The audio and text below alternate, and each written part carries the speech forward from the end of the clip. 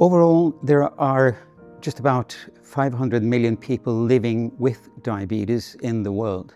The most important complications related to diabetes are cardiovascular disease, which is the most predominant disease, particularly in patients developing type 2 diabetes, but also kidney disease and eye disease, which may lead to blindness.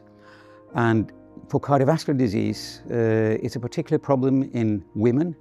Women lose their normal protection from developing cardiovascular disease and actually have exactly the same risk of developing cardiovascular disease as males.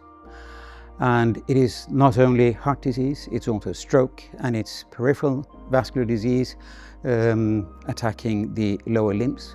And every 32nd, somewhere in the world, some person is losing a lower limb due to an amputation.